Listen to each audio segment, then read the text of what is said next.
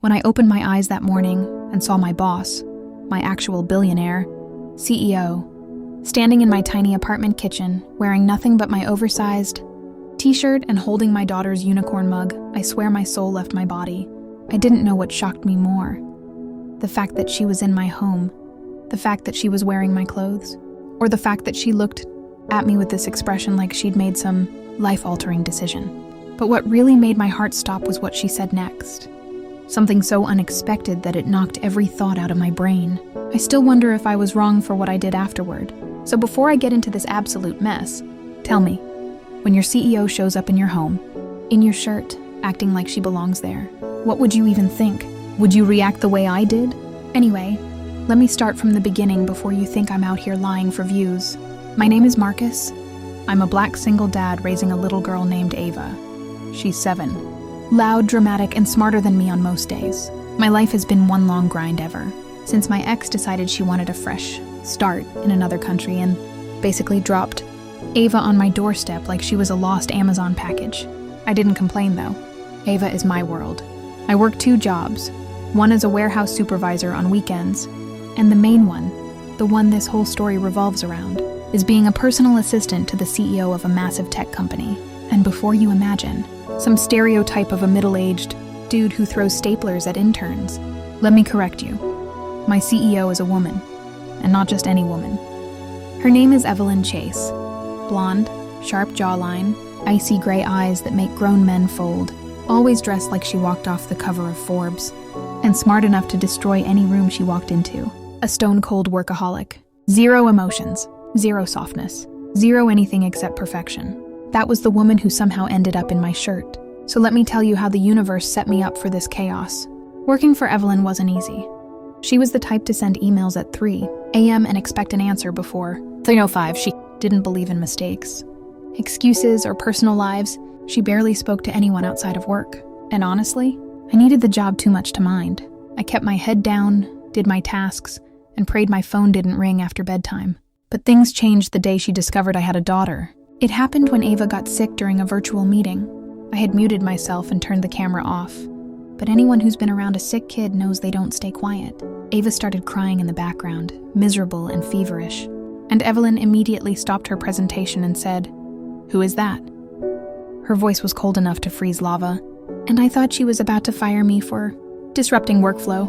But when I admitted the truth, that it was my daughter and she had the flu, something weird happened. Evelyn just stared at me through the screen, her eyes softer for a split second before she said, "Take the day off."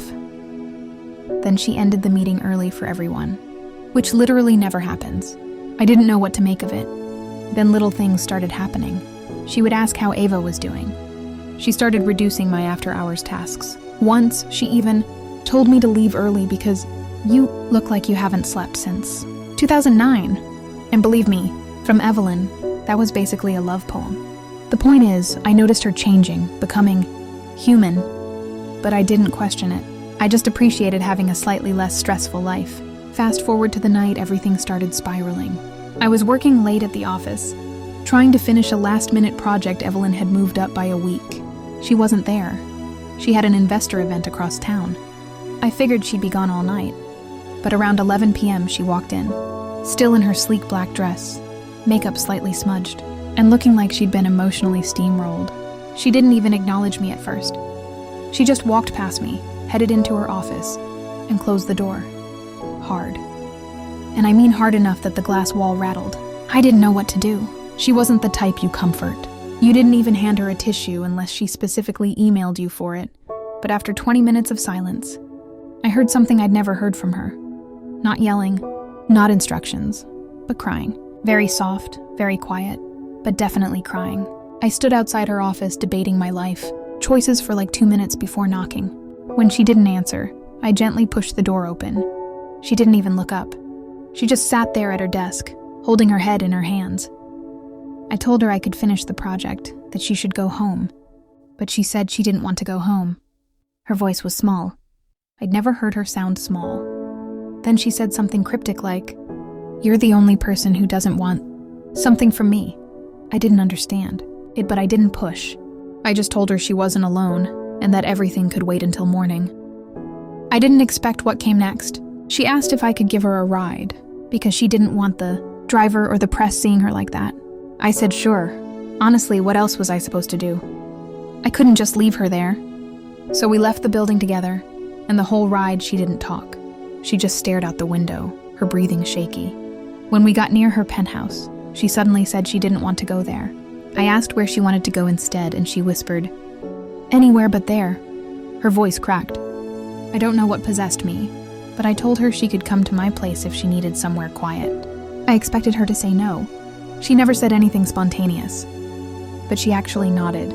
Listen, I knew having my billionaire boss in my tiny apartment in the middle of the night was insane, but at that moment she didn't look like a CEO. She looked like a broken person, trying her best not to fall apart. When we got home, Ava was asleep on the couch clutching her stuffed bear. Evelyn froze when she saw her. She looked emotional, but she didn't say anything. She just sat down quietly while I covered Ava with a blanket. I told Evelyn she could sleep in my room and I'd take the couch. She didn't argue. She just looked exhausted. I fell asleep immediately because my body was done for the day. When the sun hit my face in the morning, I woke up and walked to the kitchen to start breakfast, still half asleep. And that's when I saw her, Evelyn, standing barefoot in my kitchen wearing my black t-shirt, stirring sugar into the unicorn mug. She looked nothing like the cold CEO I knew. Her hair was messy, her eyes soft, her shoulders relaxed. She looked normal, but what froze me was when she turned around, looked me dead in the eyes and said, "Marcus, I don't want to be alone anymore." I literally forgot how to breathe. Before I tell you what I said, let me pause here because this is the moment where everything could have gone in a completely different direction. So that was the situation. My billionaire boss in my shirt, in my apartment, talking to me like we had some deep, intimate connection I didn't even know existed. Before I tell you how I handled it, and trust me, you'll want to hear this. Tell me honestly, what would you have done if you were me? Would you think she meant something romantic? Something desperate? Something dangerous? Comment what you'd do, because I genuinely need to know if I'm crazy. Now back to the moment. I didn't know how to respond. My brain was running on 2% battery and zero logic. I asked her what she meant, and she said, "You're the only person who looks at me and sees a human being. Not money, not status, not power, just me." She took a shaky breath and added, "I don't want to go back to living like everything is fine. It's not." I couldn't ignore how vulnerable she looked, but I also couldn't ignore the giant red flags. Boss, employee, power imbalance, emotional crisis. Everything about the situation screamed danger. But before I could say anything else, Ava woke up. She shuffled into the kitchen, rubbing her eyes, saw Evelyn, and immediately whispered, "Daddy, is that a princess?" I swear Evelyn's whole soul melted at that moment. She knelt down and introduced herself, and Ava, being Ava, asked why the princess was wearing Daddy's shirt. I turned so red I looked like a malfunctioning traffic light. Evelyn actually laughed, a real soft laugh I didn't know she was capable of.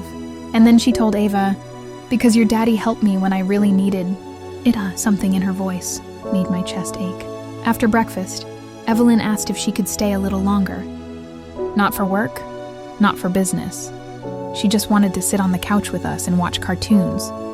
It was surreal seeing this billionaire, CEO, sitting cross-legged watching My Little Pony. At one point, she even braided Ava's hair. She looked peaceful, happier than I'd ever seen her. But I knew this couldn't continue, so once Ava went to her room to play, I told Evelyn we needed to talk.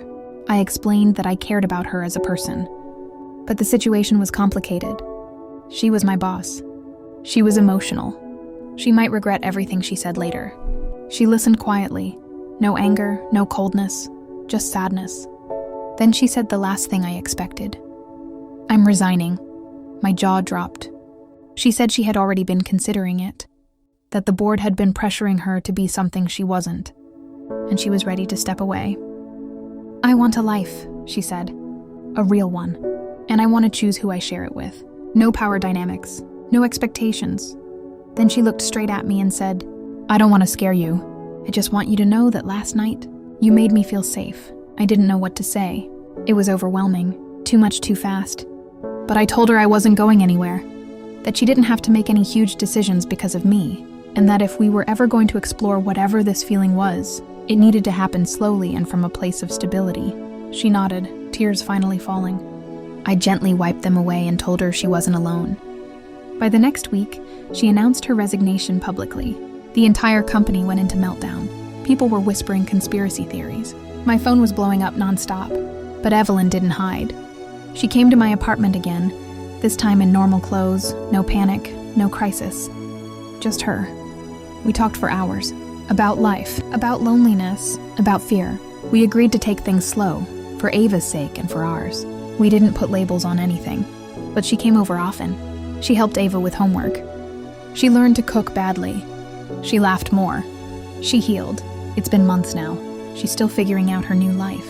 I'm still working my jobs, but we're building something. Not fast, not dramatic, just steady. And every time I see her sitting on my couch in that same oversized shirt, drinking from the unicorn mug I remember that morning. The moment everything changed. So here's my final question. Was I wrong for letting my boss into my life like this? For not pushing her away when she was vulnerable? For giving her a safe place when maybe I should have kept professional boundaries stronger? I don't know. But I do know that sometimes life throws you into moments you never expected. And you just have to choose whether to run or to trust your heart. If you were on my side through this whole crazy story, hit that like button. Subscribe for more stories like this. And please, share your thoughts in the comments, because this is one situation I still think about all the time. I'll see you all in the next story.